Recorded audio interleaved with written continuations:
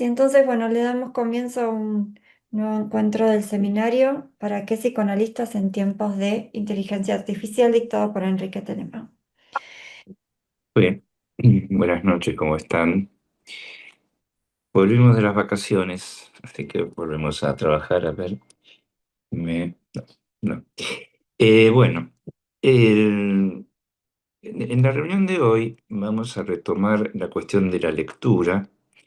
En reuniones anteriores habíamos situado de qué manera la inteligencia artificial no lee, sino que articula información, y habíamos también señalado cómo para la inteligencia artificial la información es poner en relación dos datos de una red, sin necesidad de que haya una lectura de qué articula esos datos.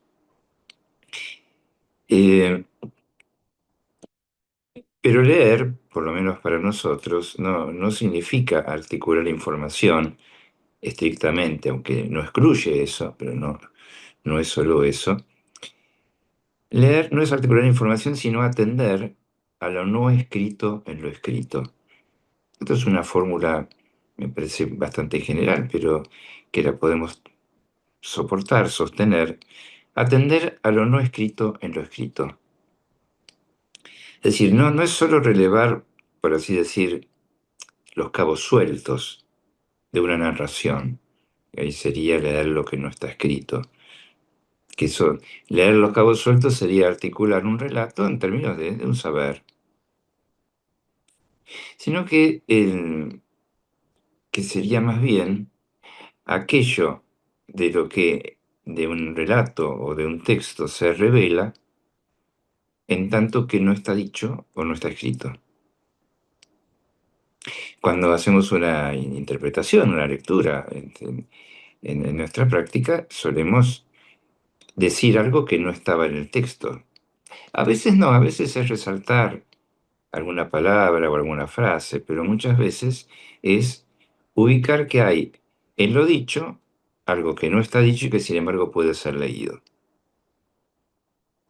Con lo cual surge una pregunta que es poder determinar si lo que produce esa lectura ya estaba allí, esperando ser leído, ofrecido a ser leído, o se produce por la lectura misma. Esto es importante porque distingue de alguna manera lo que es el inconsciente freudiano de lo que es el inconsciente lacaniano. ¿Por qué? Porque si estaba ya estaba en la lectura que hacemos, podemos decir que el inconsciente sería una especie de reservorio de representaciones o de emociones inconscientes que alguna vez fueron conscientes, y entonces lo que haría la lectura, nuestra lectura analítica, es revelar eso que ya estaba allí, pero que no estaba accesible a la conciencia. Es decir, lo que leemos es el retorno de lo reprimido, o lo reprimido mismo que retorna a la lectura. Pero Lacan va a plantear al inconsciente o a lo inconsciente de otro modo, que va a decir que, me ubico para esto en el seminario 11, el inconsciente no es del ser ni del no ser, sino de lo no realizado. Es decir, que se realiza en el acto mismo de su producción o de su lectura. De manera que la pregunta que nos podemos hacer a partir de cómo define Lacan el inconsciente, como no realizado, es decir, que lo define su realización, la pregunta es, cuando leemos un error o un falso enlace en el discurso analizante, ¿el saber estaba allí a la espera de ser leído como un dato en una red o no estaba allí? Digo, ¿por qué es importante esto? Por un lado, porque la inteligencia artificial lee datos que son datos que están presentes en la red, están allí, no produce nada respecto de lo que no estaba. o bien se produce por la lectura misma. Lo que nos importa, o por lo menos lo que me importa hoy ubicar en relación con esta pregunta, no es tanto si estaba o no estaba, sino qué sujeto se produce en relación con esta lectura. Cuando leemos un falso enlace, cuando leemos un error, ¿qué sujeto resulta de esta lectura? Bien, ahora, nos preguntamos de antemano, ¿dónde leemos? Cuando estoy diciendo una lectura y a partir de esa lectura algo se produce y un sujeto surge en relación con esa lectura, pero ¿dónde leemos? ¿En qué soporte leemos? Uno de los soportes es la escucha, solo leemos en la escucha. Eh, Lacan hablaba de lectura en la escucha cuando escuchamos y leemos homofonías. ¿Por qué digo escuchamos y leemos? Porque Lacan plantea que cuando hay una homofonía, en homofonía hay dos términos que suenan igual, o muy igual, o prácticamente igual, y Lacan dice eso se resuelve en la escritura. Cuando nosotros escribimos o escuchamos una homofonía, cuando la vamos a escribir, depende cómo la escribamos, resulta un término u otro término. Esto es importante también, para mí es importante señalar que Lacan insiste mucho en la homofonía, por cuanto la lengua francesa tiene esa característica de que hay palabras que suenan igual y se escriben distinto. Inclusive el caos gramatical en la lengua francesa, espero que los franceses me disculpen por hablar de caos gramatical, hace que nunca se sepa cómo pronunciar las palabras en francés, porque no hay una regla constante respecto de cómo pronunciar escrituras diversas. Lo que sí es claro es que hay palabras que solo se definen por la escritura porque suenan igual. Por ejemplo, las palabras, algunos verbos. Por ejemplo, decir, yo hablo, tú hablas, él habla. Nosotros distinguimos en nuestra lengua hablo, habla, hablas, que se dicen distinto, se pronuncian distinto.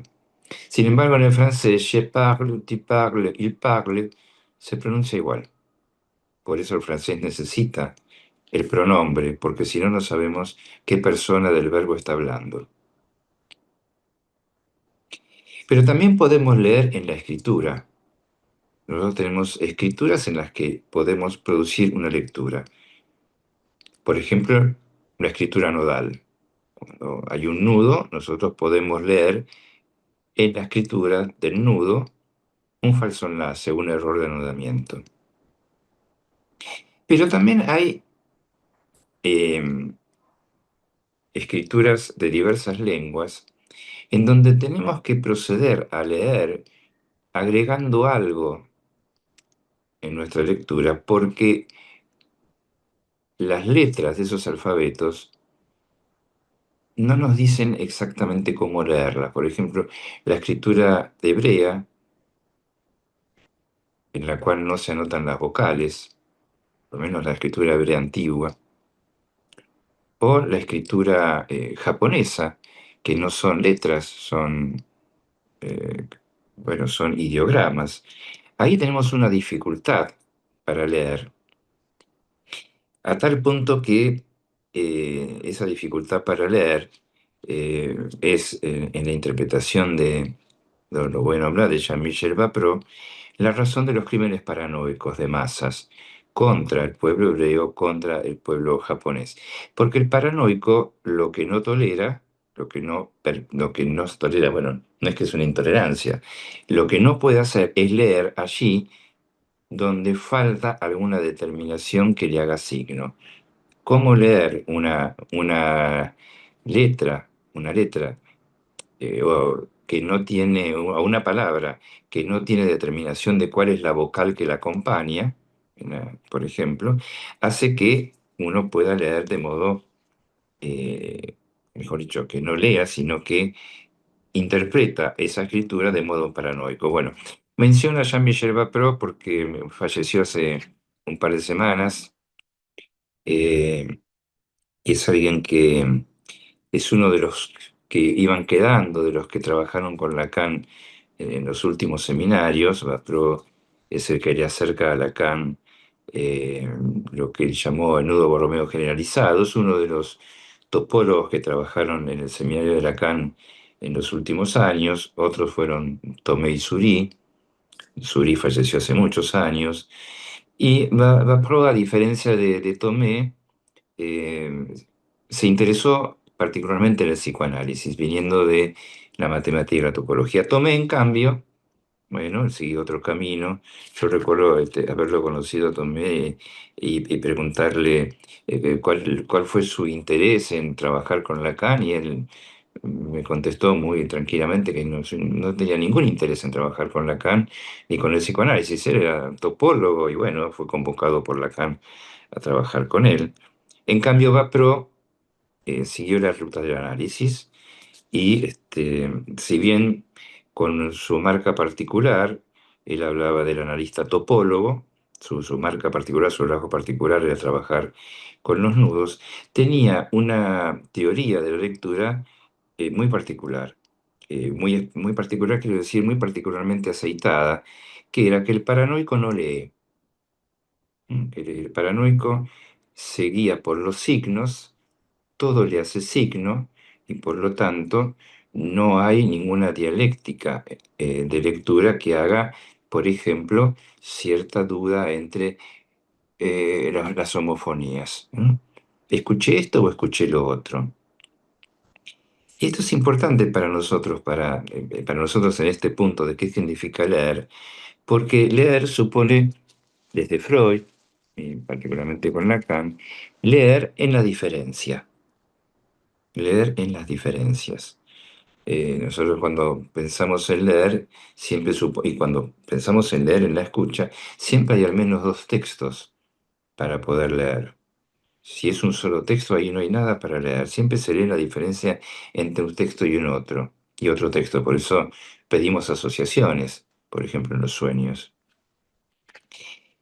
Que leemos en la diferencia es algo que ya proviene desde el primer Freud, cuando Freud plantea que en la diferencia entre la representación evocada, la representación recordada y la representación que se encuentra en la realidad para llegar a la descarga, esto es el primer Freud, ¿no? Entre el recuerdo de una experiencia de satisfacción y la búsqueda en la realidad del mismo objeto, siempre va a haber una diferencia. Y en términos de esa diferencia que se produce el acto mismo de pensar.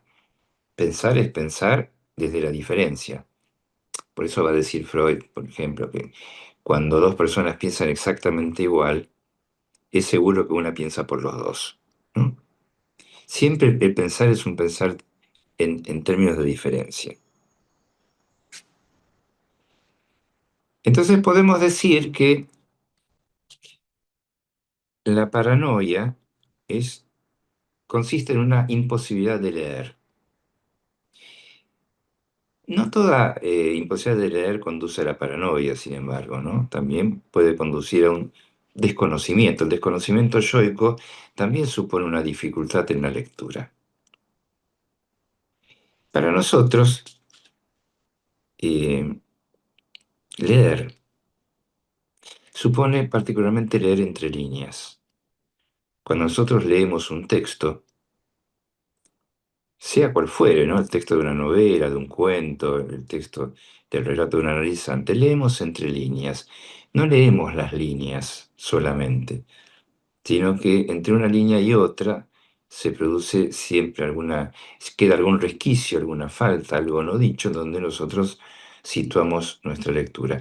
De hecho, el primer año de constitución de TILSE consistió también en un trabajo de lectura de la primera clase del seminario 23, que lo llamamos lecturas intersticiales, ¿no?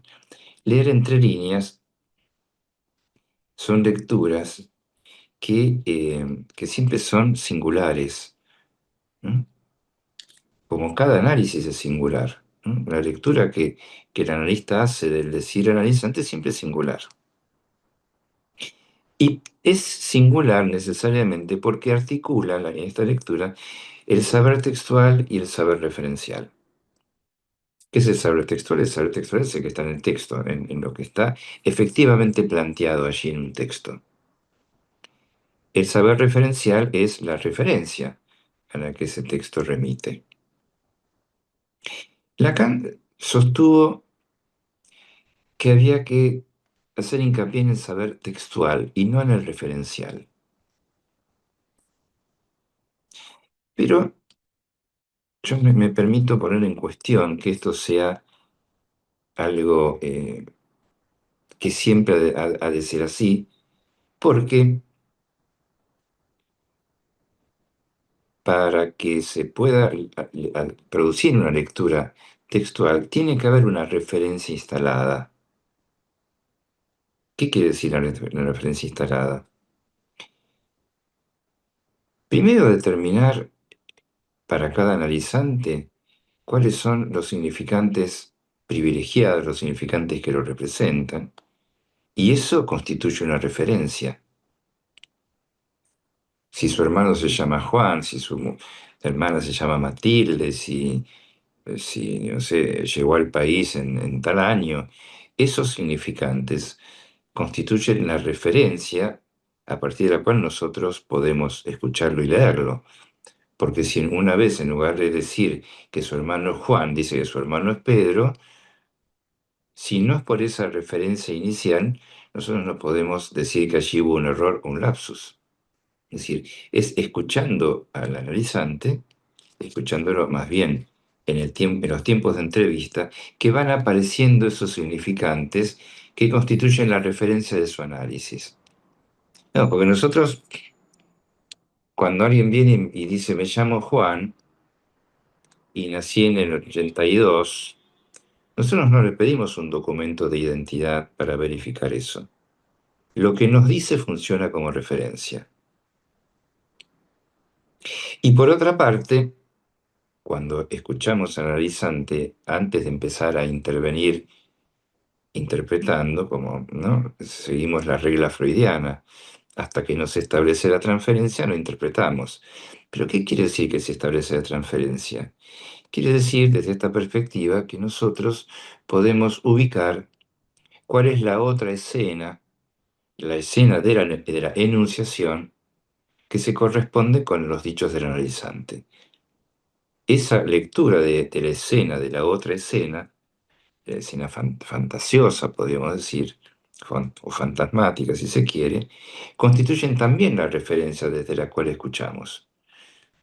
Entonces, una vez producida la transferencia en el sentido de poder ubicar esa otra escena, y una vez que disponemos de los significantes que representan ese sujeto, los significantes privilegiados de su historia, ahí sí podemos decir, bueno, de ahí en adelante el saber que cuenta es el saber textual. Pero sin el saber referencial previo no tenemos ninguna ocasión de poder leer algo. Bien, yo les propuse, y es la idea para esta reunión y las siguientes, leer a Sófocles y cotejar la lectura que hace Freud de Sófocles y una lectura que podemos hacer nosotros. En algunos puntos vamos a coincidir con Freud, en otros puntos tal vez no tanto. ¿Por qué Sófocles? Porque cuando Freud habla del mito de Edipo y de la tragedia de Edipo, la tragedia a la que se refiere es la que escribió Sófocles. E incluso Freud nos dice, si tomáramos el Edipo de Eurípides, tendríamos otra lectura para hacer de ese texto. Ahora bien, cuando entonces leemos a Edipo Rey de Sófocles, ¿cuál es la referencia con la que vamos a leer ese texto? Porque claramente la referencia va a ser anacrónica. Sófocles escribió Edipo Rey No se sabe exactamente cuándo, pero aproximadamente en el 430 antes de Cristo, ¿no? Entonces, si vamos a leer un texto que tiene más de 2400 años, está claro que tenemos que ubicar cuál es la referencia contextual, histórica, política, incluso de la subjetividad a la que responde o la que intenta hacer pasar ese texto, porque si no, si hacemos una lectura puramente anacrónica, estaríamos perdiéndonos de algo muy importante, que es qué es lo que nosotros podemos leer hoy de algo escrito en ese tiempo. Lo mismo ocurre cuando leemos a Freud. Quienes cuestionan a Freud por machista, machirulo, patriarcal, etcétera, quizás omitan señalar o tomar en cuenta que Freud fue un burgués europeo de hace más de un siglo, ¿no? Hace más de un siglo que Freud escribe, por ejemplo, La envidia al pene. ¿Podemos tomar ese dicho sin poner en consideración que fue dicho hace 120 años? Entonces, en principio, esta cuestión, ¿no? Situar el contexto que va a ser de referencia. Pero también vamos preguntando, ¿sí, por qué vamos a leer algo que tiene 2400 años de escrito? ¿En qué nos concierne? Pues nos concierne que somos herederos de esos textos. Somos herederos de lo que funda Occidente. Algunos fundan Occidente en la democracia griega. Este texto de Sófocles es un poco previo, ¿no?, a la instalación de la democracia en Grecia. Otros sitúan que Occidente procede de Babel, es decir, de la diseminación de las lenguas. Y algo de esto tenemos que tener en cuenta cuando leemos, porque nosotros tenemos la lengua griega con que escribió Sófocles, la lengua alemana en la que escribió Freud, la lengua francesa en la que escribió Lacan. Ya hice una mención a que en la lengua francesa las homofonías son muy frecuentes, mientras que en la lengua alemana lo más frecuente son las condensaciones, palabras formadas por dos o tres palabras que configuran una. Por eso para Freud la condensación y el desplazamiento tenía un interés importantísimo, y para Lacan lo tenía en la homofonía. Lengua griega, lengua alemana, lengua francesa, lengua castellana, la langue, la lengua, todo junto. Siempre leemos en traducción porque siempre hay más de una lengua.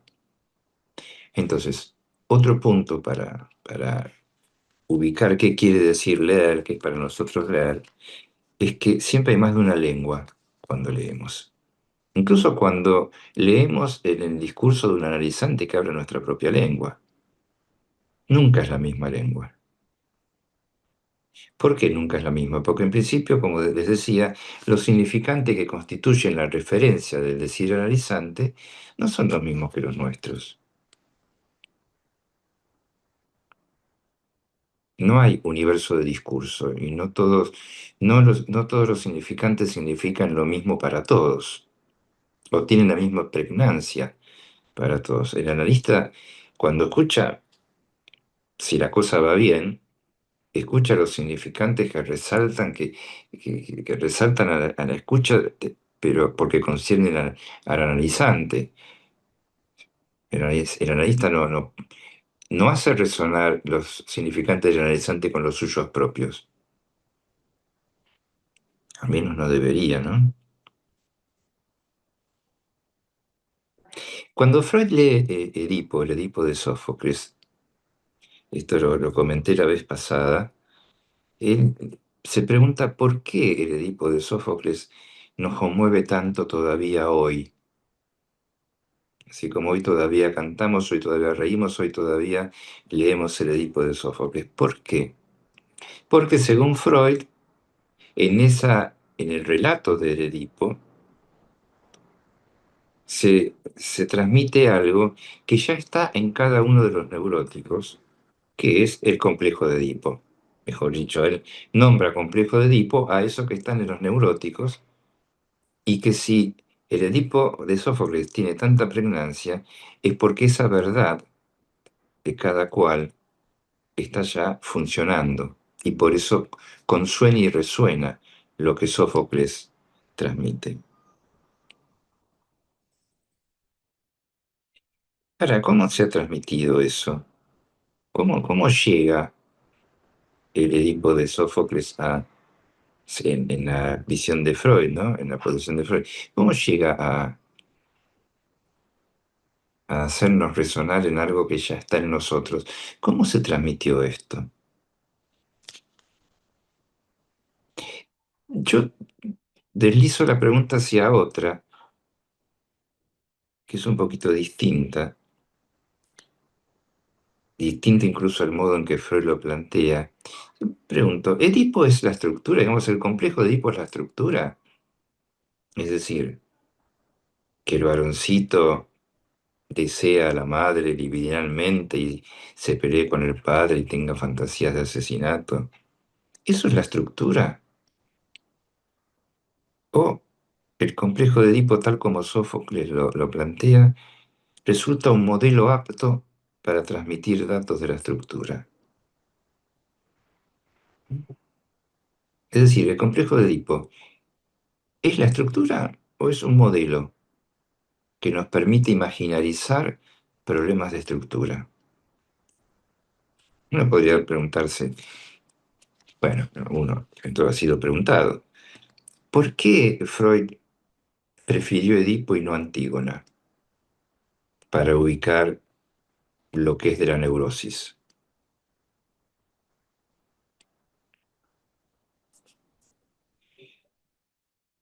Bueno, yo dejo planteadas estas preguntas y porque seguramente las vamos a retomar, pero quería poner en contexto justamente para marcar la referencia del Edipo de Sófocles, el siglo en el que Sófocles vivió y escribió este texto. ¿Mm? Siglo V antes de Cristo, lo que se debe llamar el siglo de Pericles. Eh, Sófocles vivió en Tebas. El Edipo que Sófocles plantea es un Edipo tebano. Y hay un punto importante a subrayar, hay dos puntos importantes a subrayar de la época en que Sófocles escribe. Uno es que aparentemente Sófocles escribe esta obra en el mismo año en que una peste azotó Tebas. Las pestes siempre traen consecuencias políticas, ¿no? Estamos viviendo las consecuencias políticas de una peste, una pandemia. Y el otro punto importante es que en el mismo tiempo en que Sófocles termina su vida, también va declinando con su vida la importancia concedida por los políticos a los oráculos. Esto parece ser una cosa menor y sin embargo vamos a ver que tiene su importancia. Declina la función de los oráculos, declina el poder de Tebas, Atenas toma mayor relevancia en la vida griega. Viene Alejandro Magno, 50 años después de la muerte de Sófocles, convierte a Grecia en un imperio, discípulo de Aristóteles. Vamos a hablar algo de Aristóteles en relación con algo de la tragedia también. ¿Cómo empieza Edipo? Vamos a ver, ¿cómo empieza el Edipo freudiano? Empieza con una consulta al oráculo. Hay una epidemia, hay una maldición en Tebas, hay una peste que azotaba a Tebas, y Edipo manda a su cuñado, Creonte, el hermano de Yocasta, su cuñado y tío, digamos, ¿no? A consultar al oráculo de Delfos. El oráculo de Delfos funcionaba, tenía su sede en el templo de Apolo.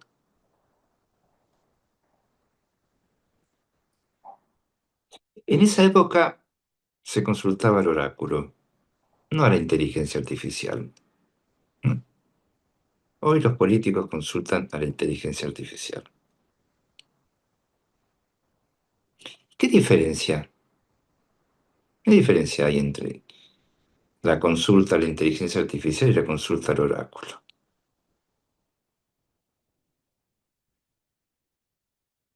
¿De qué lectura se trata en un caso y de qué saber se trata en otro caso?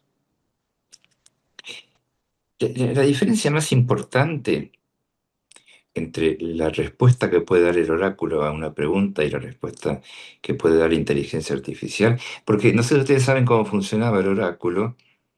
El visitante, después de hacer ciertos trámites burocráticos, eh, formulaba una pregunta.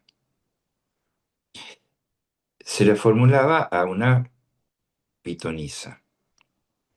La pitonisa se concentraba, entraba en trance y se comunicaba con el dios, en este caso el dios Apolo. En el caso del oráculo que consulta Creonte era Febo, el dios al que le consultaban. La pitonisa entra en trance y recibe el mensaje del dios en particular. Pero, ¿cómo se traduce este mensaje? ¿Qué tipo de formulación tiene el oráculo? Heráclito, uno de los fragmentos de Heráclito, uno de los más conocidos, seguramente lo reconocerán. Heráclito vivió un siglo antes que Sófocles.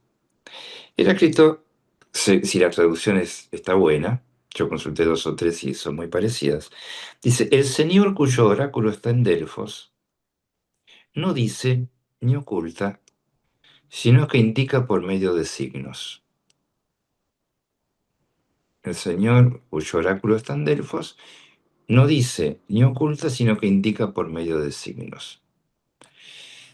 ¿Cómo se lee entonces? ¿Cómo se interpreta un oráculo si no dice ni oculta, sino que indica? El oráculo entonces, el texto oracular es un enigma.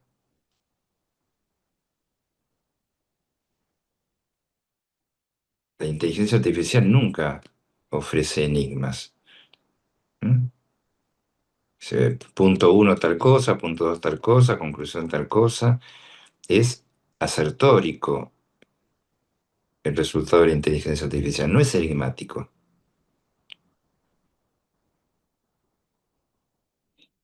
no es inequívoco el texto de la inteligencia artificial. Entonces, ¿cómo leemos un enigma? ¿Cómo leemos un oráculo? ¿Lo leemos como se lee un sueño? En principio, no es una fórmula ni un conocimiento. Entonces, si no dice ni oculta, es decir, que no da una indicación, no da una fórmula, sino que indica por medio de signos, da señales, orienta, indica que se da una orientación. Vamos a leerlo a la letra.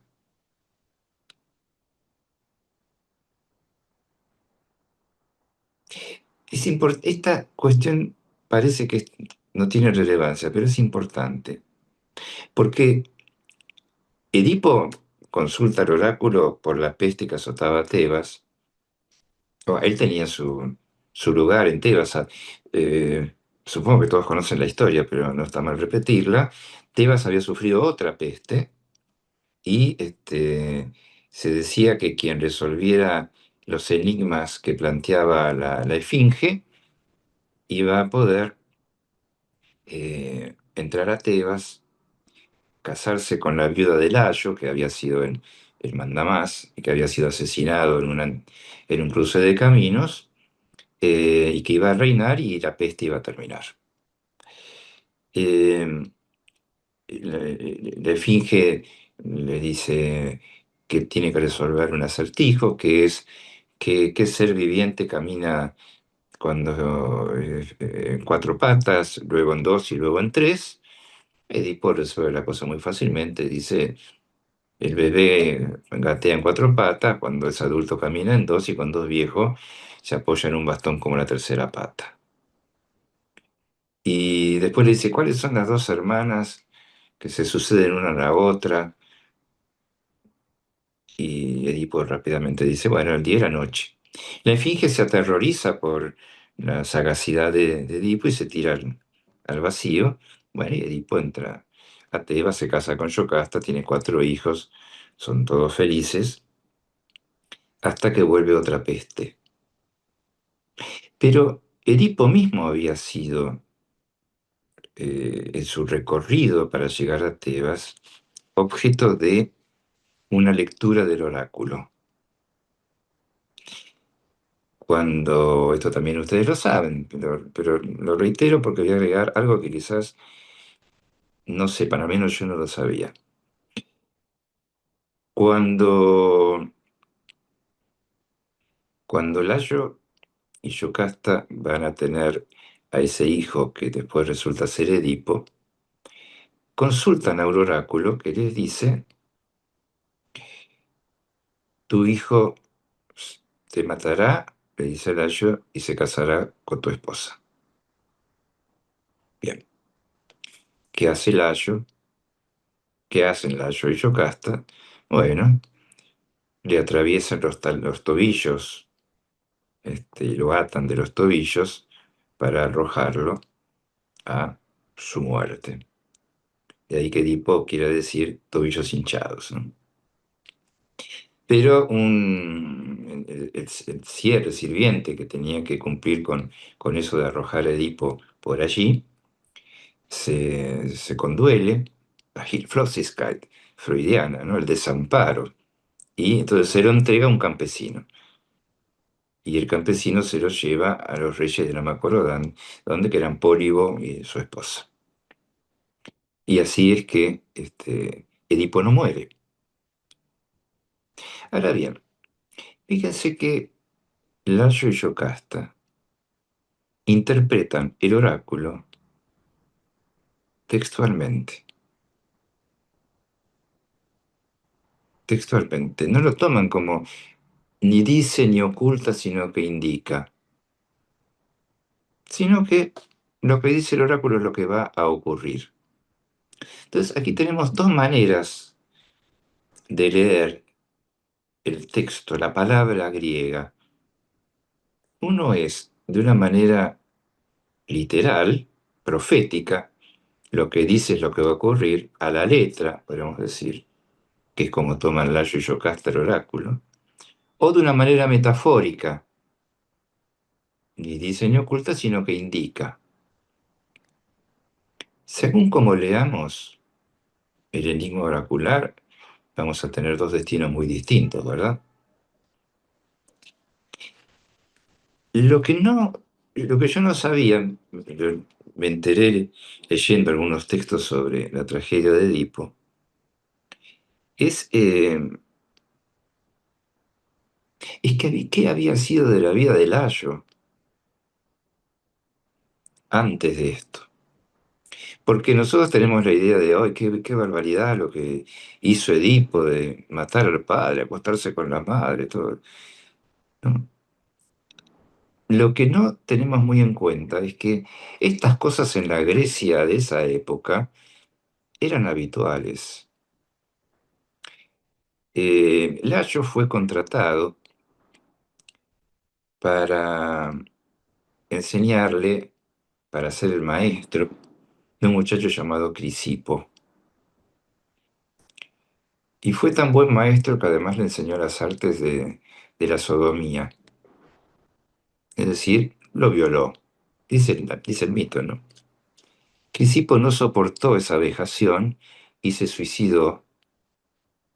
Y en castigo, los dioses le dijeron que por esa acción que él tuvo contra ese chico, los hijos que él tuviera iban a ser maldecidos. O sea que había toda una historia de vejaciones, humillaciones, asesinatos, suicidios en la mitología griega, en la cual lo que hace Edipo se suma a eso.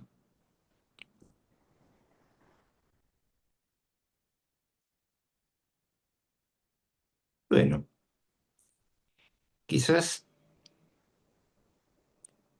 podemos ahora sí, en el tiempo que nos queda, comenzar con la lectura de Edipo Rey de Sófocles. En el título del libro, que es una tragedia, es decir, una obra de teatro, no es Edipo Rey en verdad, es Edipo Tirano. Algunos dicen que el título original era Edipo, pero como después, eso porque se escribió otro Edipo, que es Edipo en Colono, eh, se le agregó lo de tirano después. La diferencia entre tirano y rey, algunos dicen que es superflua, pero me parece importante indicar, como algunos lo hacen, que el tirano es aquel que llega al poder, no tanto que lo ejerza tiránicamente como se dice hoy, despóticamente o caprichosamente, sino que es el que llega al poder contaminado, manchado, impuro.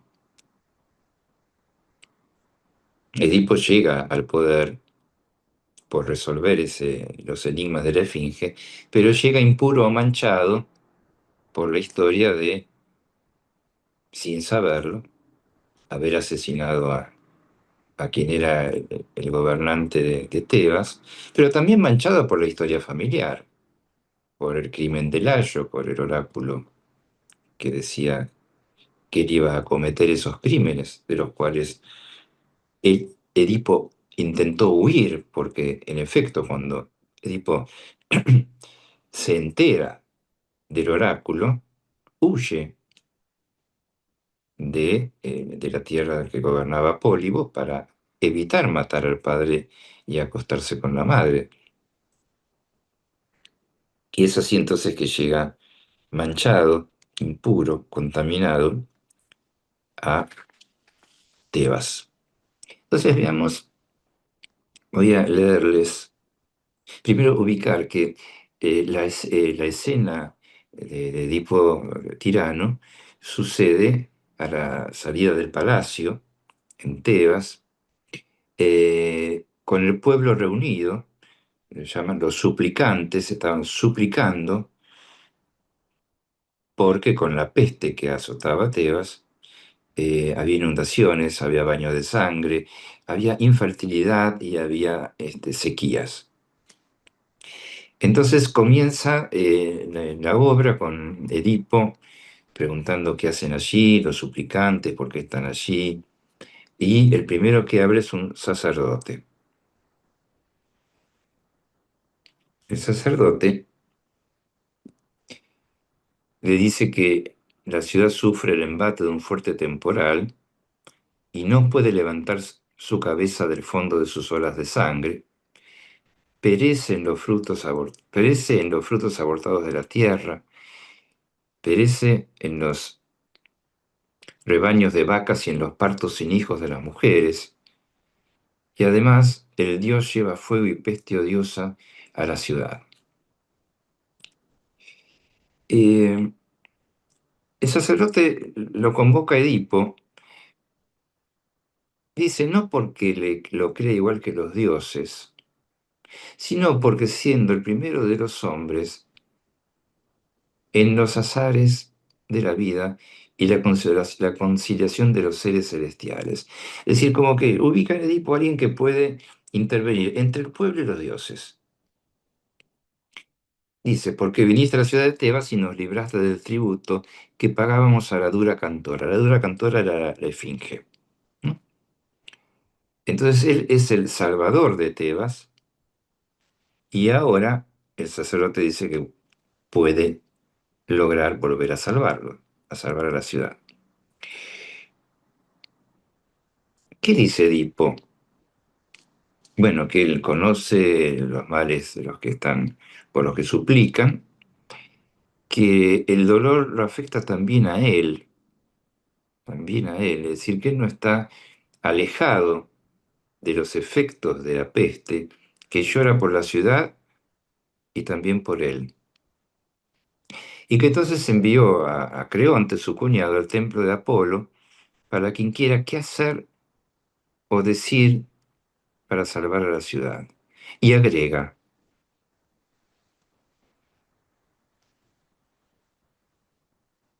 seré yo un hombre vil si no hago todo cuanto revele el Dios.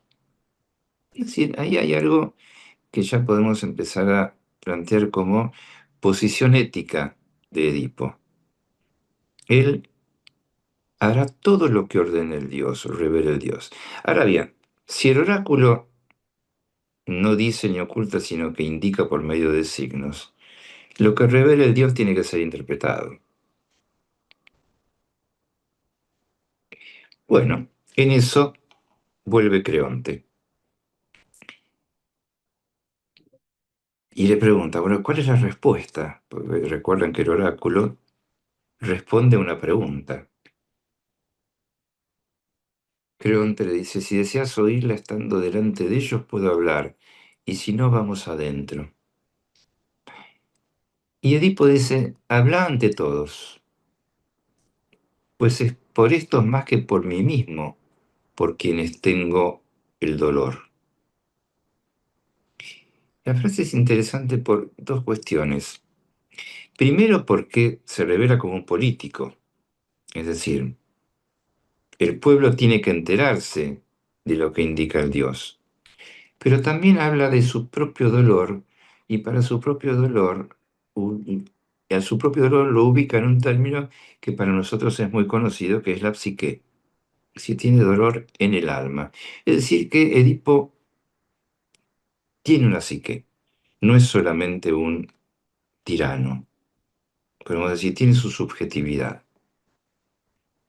Entonces Creonte va a decir lo que escuchó del dios. Dice así, Febo nos ha ordenado claramente expulsar del país a la impureza que, según dice, ha arraigado en él y a no dejarla que prospere incurable. Expulsar del país a la impureza que se arraigó en él y no dejar que la impureza prospere incurable. El término impureza es miasma. Miasma es un término también de la lengua castellana. Pero ese miasma es el mismo término que se utiliza para nombrar la mancha, la contaminación, ¿no? Bueno, la impureza, como decía. Es decir, que ya hay una indicación de que lo que hay que expulsar es la impureza. Y entonces Edipo tiene una respuesta que nos tiene que hacer meditar. Porque lo que Febo ha ordenado claramente es expulsar a la impureza. Y Edipo pregunta, ¿mediante qué rito? ¿Nuestra desgracia en qué consiste? ¿De dónde surge que se requiere un rito? La palabra que fue traducida acá por rito es catarmó. Catarmó es limpieza o purificación y es una declinación de la palabra catarsis. Es decir, habla de una catarsis. Es interesante, y me voy a detener hoy acá para que podamos charlar un poco, que la catarsis tiene dos acepciones en la Grecia antigua. Una era la más tradicional ligada a la medicina, que es la de expulsar los fluidos, los malos fluidos, ¿m? Eliminar las impurezas del cuerpo. Bueno, por metáfora podemos decir eliminar las impurezas del cuerpo social, pero también la otra acepción del término catarsis es la que trae Aristóteles en su Poética para hablar de la tragedia. Y lo que plantea es que las situaciones que son intolerables para el cuerpo social, la tragedia las pone en acto y con eso, mediante el temor y la compasión, el pueblo, el espectador, porque el teatro griego era el teatro del Estado, el pueblo puede realizar justamente la catarsis, puede deshacerse, separarse de esas impurezas, tramitar las impurezas, por medio de esas dos pasiones, ¿no? El temor y la compasión. Esto es algo muy parecido a lo que Freud, al principio de 1900, al hablar del creador literario, dice que hay ciertas que en las escenas, por ejemplo, en la tragedia, en el teatro, las escenas que si en la vida real producirían espanto y que serían insoportables, en la escena, sin embargo, son toleradas porque justamente permiten ese efecto catártico. De hecho, pues, como ustedes recordarán, la catarsis es uno de los términos que utiliza Freud como derivación de cantidad, ¿no? El efecto catártico. Entonces tenemos aquí que cuando el oráculo dice que hay que expulsar a la impureza, Edipo interpreta ese oráculo literalmente. ¿Con qué rito, con qué catarsis eliminamos la impureza? Y entonces Creonte le dice, desterrando al culpable o vengando la muerte con la muerte.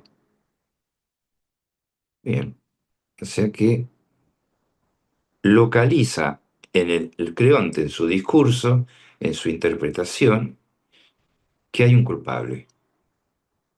Es decir, que la impureza es la de alguien culpable. Bueno, yo me detengo aquí. No les voy a spoilear cómo sigue. Creo que ya lo conocen. Me detengo aquí, charlamos un rato, sí. Bueno, muchas gracias, Enrique. Queda abierto el espacio para preguntas, comentarios.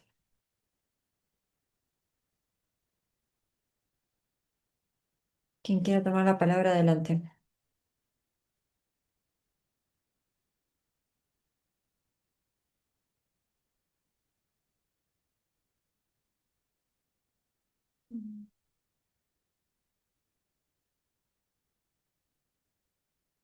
Sí, Trudy, adelante. Ah, más que pregunta, lo que acabas de compartir ahorita me recuerda, hay una antropóloga que acaba de fallecer hace poco, Diane Nelson se llamaba, y hace un estudio que a mí me ha servido. Hace un estudio en las comunidades de Guatemala que más sufrieron por el genocidio. Fue un genocidio espantoso, donde verdaderamente arrasaban con mujeres y niños en las aldeas, había esclavitud sexual de las sobrevivientes. Entonces, toda esta área está muy marcada de eso, y muchos de los perpetradores retornan a estas comunidades y viven con los sobrevivientes y los descendientes de las víctimas. Entonces, es una situación sumamente complicada, dolorosa, eh, casi explosiva. Y Diane Nelson ubica que se hacían en las comunidades como noches de cine y eran cines de horror. Y estas películas le empiezan a servir a la comunidad para poder tramitar y hablar de lo que sucedió, porque no se hablaba de lo que sucedió. No, es como que en la Alemania nazi los perpetradores regresan a las comunidades donde hay sobrevivientes de los campos de concentración, ¿no? Y entonces los cines foro de películas de horror se volvieron ese espacio donde la película de horror permitía, aunque fuera una película de zombies o qué sé yo, permitía que se pudiera hablar de lo que había sucedido. Y, y me estoy recordando esto porque, por lo que estás contando, que la tragedia permitía, porque también me llama mucho la atención que como que hay muchas pestes, ¿no?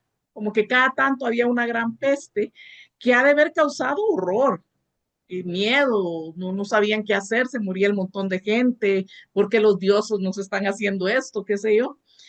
me imagino que la tragedia también servía para tramitar todos estos horrores, temores, medio psicosis que causaba la peste. Entonces se podría decir incluso que el genocidio era una especie como de oleada de peste, ¿no? Pero bueno, eso. Gracias, Trudy. Sí, Silvina, adelante.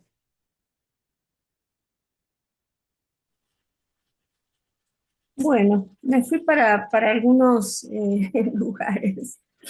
Me quedé pensando en las preguntas de Enrique, pero cuando hablaste del oráculo, en esto de eh, qué se le hace a cada quien, ¿no? Porque podía ser, como dijiste, una cuestión de una indicación que va a ser cumplida, ¿no? Como, como lo interpretaron Layo y Yocasta, ¿no? Y me quedé pensando, volví un poco más y digo, ¿cómo, eh, que no en vano toma Freud, ¿no? Edipo. Y también me fui para el lado de Lacan, porque cuando hablaste de oráculo, perdón que está todo como medio así, pero se los voy diciendo por ahí que podemos ir sacando, pensé en esta cuestión de la indicación que la toman a la letra, ¿no? Y en el que dice Lacan, ¿no? En Escritos 2, lo dicho primero, decreta, legisla, aforiza, es oráculo. Si bien lo está diciendo a partir de la marca, ¿no? De la marca primera, a través de cómo nos atraviesa la cadena significante, digo, me quedé pensando, ¿cómo pues, podemos leer, ¿no? En esto que hablamos de la inteligencia artificial, si bien no es oráculo, cómo podemos tomarlo, de acuerdo a cómo estamos atravesados, como una indicación, ¿sí? Como se fueron a la tragedia, justamente Layo y Yocasta, nosotros hoy, cómo se puede tomar como una indicación y llevarla como ley absoluta, ¿no? O cómo puede dar lugar a abrir una pregunta. Eso. En relación a eso, me parece que Trudy también agrega en el chat, me pregunto por qué a veces se interpreta metafóricamente y a veces literalmente. ¿Qué determina qué lectura se hace? Verónica, sí, adelante.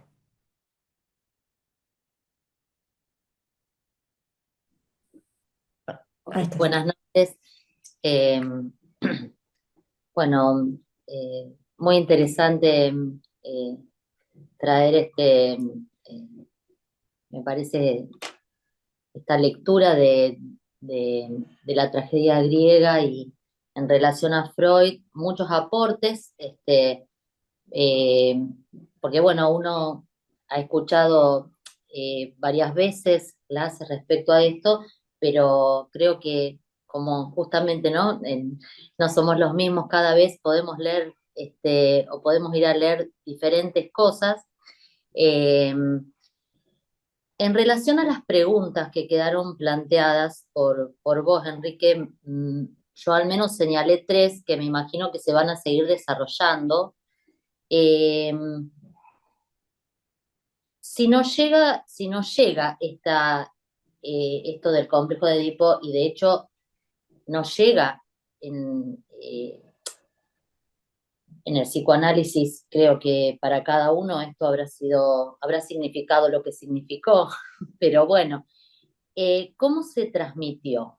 Esa pregunta me parece muy interesante, porque bueno, considero que los relatos en la historia de la humanidad casi siempre llegaron vía relatos y transmisiones eh, verbales, por así decirlo, como fue, por ejemplo, la poesía con los juglares, y después vino la filosofía, pero me parece que es interesante por qué nos llega, cómo se transmitió esto, por qué nos conmueve tanto, y por qué sirvió, ahí voy a la segunda pregunta, como modelo, porque para mí, bueno, es un modelo para leer cuestiones de la estructura, no es la estructura misma. Es un modelo sobre el cual nos permite hacer lecturas acerca de la estructura. Me voy a quedar con la tercera pregunta porque Freud prefirió Edipo y no Antígona, porque estoy floja con el tema de Antígona, así que bueno, no, la voy a tomar a ver por qué pues ahora me quedé pensando. Y después, en relación a tu diferencia entre el oráculo y la inteligencia artificial, me pareció muy interesante esto de que la pitonisa entraba en trance. ¿Qué sería entrar en trance? ¿Y qué recibía, ¿no? En ese trance y transmitía signos. Bueno, la inteligencia artificial sabemos que no es de este modo, pero a mí me parece muy importante que además el oráculo estaba sostenido por el cuerpo y por la voz de la pitonisa. Y bueno, me quedo pensando en la pregunta de la clase de hoy, que era ¿a quién mató realmente Edipo? Pero me parece que estas cuestiones son preguntas. Gracias. Gracias a vos.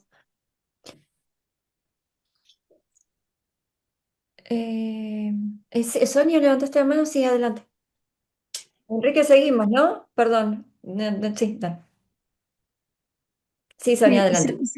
Ok, gracias Enrique y a las colegas que están acá. No, me quedaba como con algunas ideas. ¿Por qué la estructura, bueno, ya estoy diciendo, por qué la estructura edípica sigue teniendo vigencia? ¿Por qué seguimos leyendo el texto? ¿Por qué como el psicoanálisis seguramente influye en esta lectura, en estas referencias, aunque Enrique insistió, es verdad, el contexto es determinante para leer, para... Y pensaba dos cosas, es como elemental porque la estructura familiar, es decir, en la medida en que ningún sujeto puede eh, valerse por sí mismo, requiere de otro, requiere de lenguaje, requiere de un proceso de gestación, aunque hoy hablemos de familias o de elementos diferentes. Esa pregunta de por qué sigue teniendo vigencia y si es una estructura para leer, como qué nuevos elementos deberíamos considerar en el contexto actual, en esta estructura mínima de constitución de los sujetos, de constitución de la subjetividad, en estos elementos básicos, en estas funciones básicas, en donde la cuarta función, digamos, o el lugar, la función materna, la función paterna, pero esta función de vacío que permite este movimiento entre los lugares para la constitución subjetiva. Pero me quedaba pensando era cuáles serían las referencias actuales, cómo nos están desafiando, me parece, con una velocidad y con una variación también engañosa pensando de esto que si bien la inteligencia artificial se constituye a partir de la información que se le da, y es sin cuerpo, y es sin retórica, y es... hay unos referentes que yo siento que se escapan, a lo menos para mí, que hay una velocidad en lo que ocurre en el contexto actual como para tratar de comprender eh, lo, lo que, lo que ocurre, lo que ocurre en términos de esta constitución subjetiva, en términos de estas funciones. O sea, lo que Freud nos trajo, lo que Lacan nos trajo al contexto actual de estas funciones, siento que van a una velocidad y a unos enredos, quizá, no solo velocidad, también a unos enredos, a unos malos entendidos.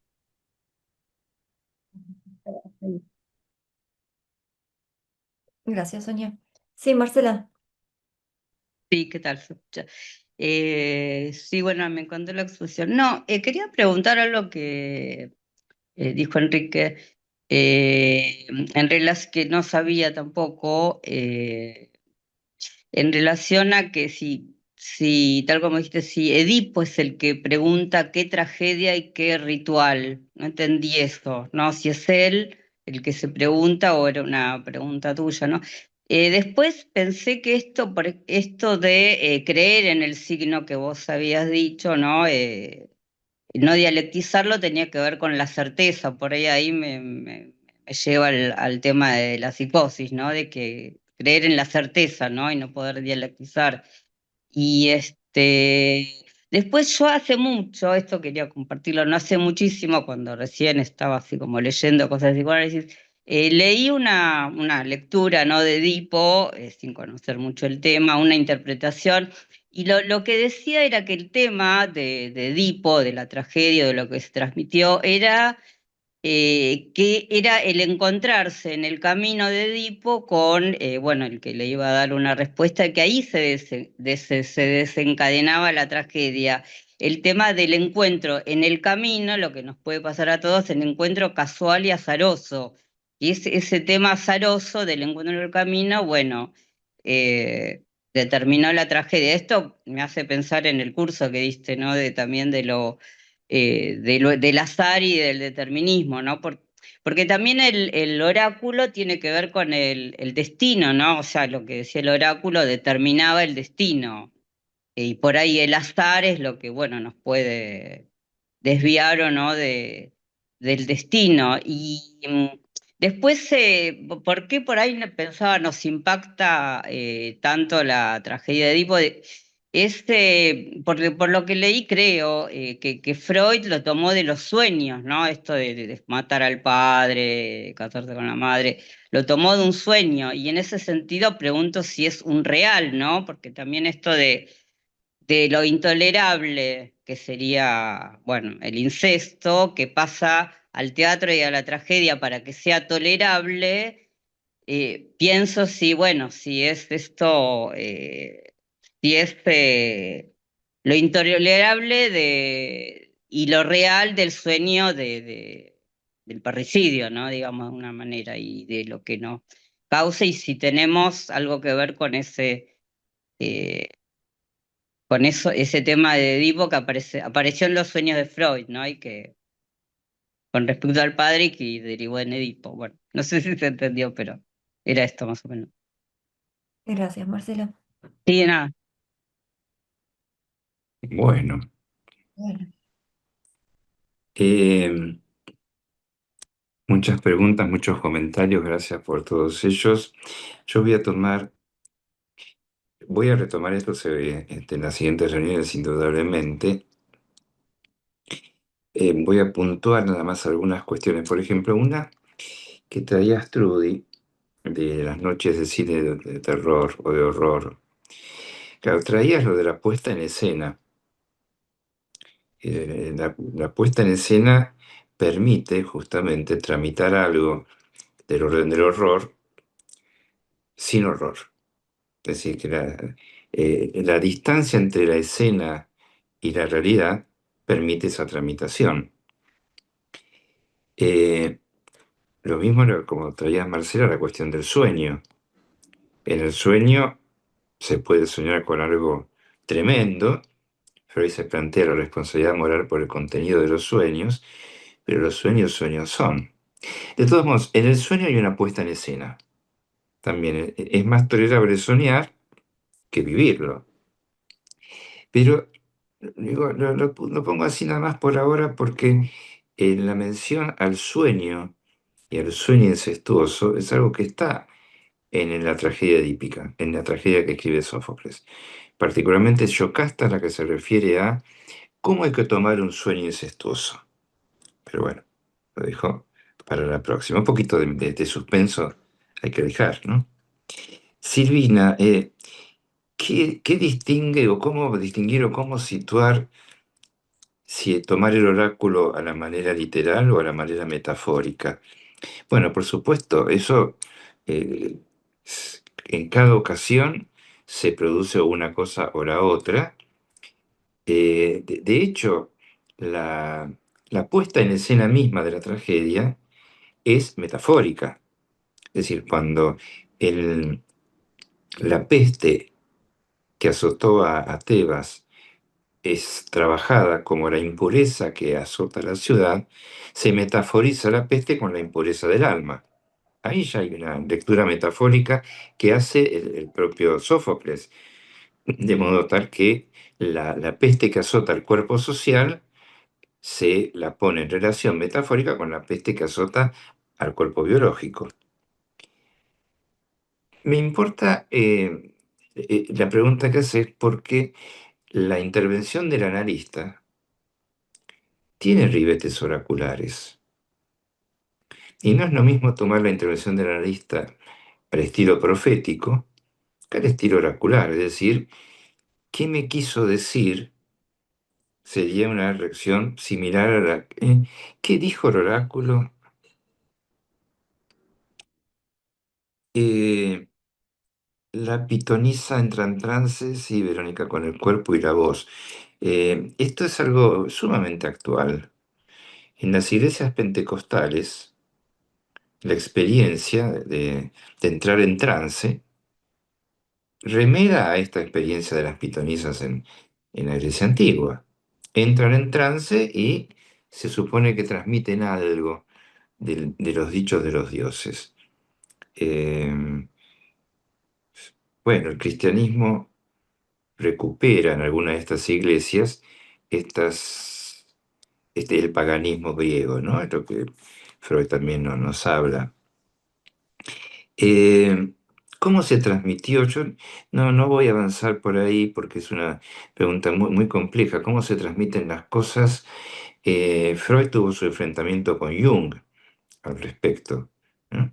Jung planteaba que había una transmisión que se hacía en términos de los arquetipos del inconsciente colectivo, que se transmiten por un inconsciente colectivo. Freud no participaba de esta idea.